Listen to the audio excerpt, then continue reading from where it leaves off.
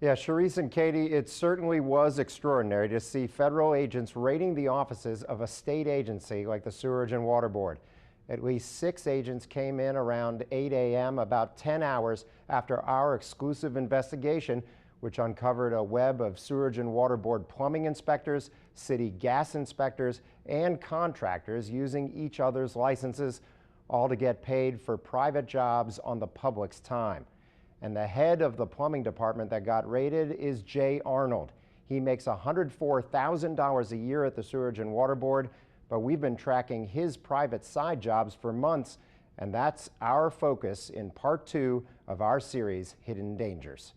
He's got that. Justin Schmidt needed a new gas line installed at a rental property last year, so he called a plumber he trusted.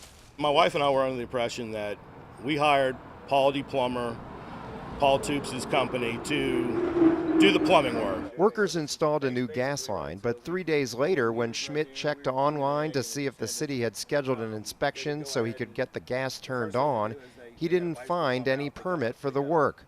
Schmidt is a land use attorney, so he knows the city code does not allow that kind of work without a permit.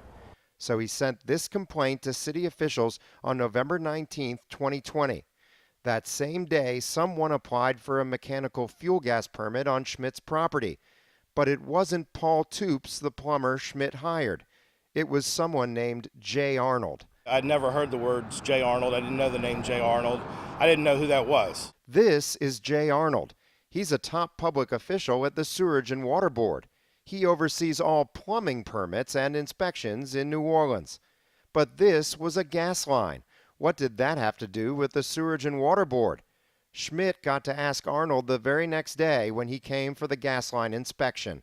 He said, "I'm doing a third-party inspection for the plumber." Schmidt knew something wasn't right. He sent an email to city officials saying he confronted Toops about why Arnold was involved. And the plumber told him Arnold had, quote, a side business where he did plumbing and mechanical inspections. But public records show Arnold is not certified as an inspector by the International Code Council. That means he isn't allowed to do any inspections in Louisiana, and the state fire marshal's office confirms he has not been allowed to do them since at least 2016. That's right, the man in charge of all plumbing inspections in New Orleans is not allowed to do any inspections himself. How is a full-time Sewage and Water Board employee on this many permits doing third-party inspections? Only later did Schmidt learn that Arnold wasn't there to inspect the gas line. He was the contractor getting paid for the work itself. This invoice is in the city records, showing Arnold charging $400 for Paul Toops' plumbing company to do the work using Arnold's gas fitter license. Toops and his plumbing company needed Arnold's license because state and city records show Toops is licensed as a plumber, but not as a gas fitter. I think naturally now we're going to have to go back and get somebody else to inspect it and make sure it's all up to code and that there's no problems with it now that we've kind of discovered that this work was done by an unlicensed contractor. Schmidt received an email from the State Licensing Board for Contractors last month indicating it had opened an investigation into Arnold and Toops. I spoke briefly to Jay Arnold and Paul Toops by phone, but neither would answer my questions. Before hanging up on me, Toops said, quote, I didn't do anything wrong, so I'm not getting involved in that. State Representative Foy Gadberry says that's a big problem. That plumber was doing the work for him under his license. So it's a conflict. It's an ethical situation. And it may be more than just unethical. It could be criminal. The state criminal code says it's contractor fraud if someone, quote, knowingly employs a subcontractor who does not possess the required license. We've got a lot of problems in the city, but this seems to be like one that should probably be close to the top.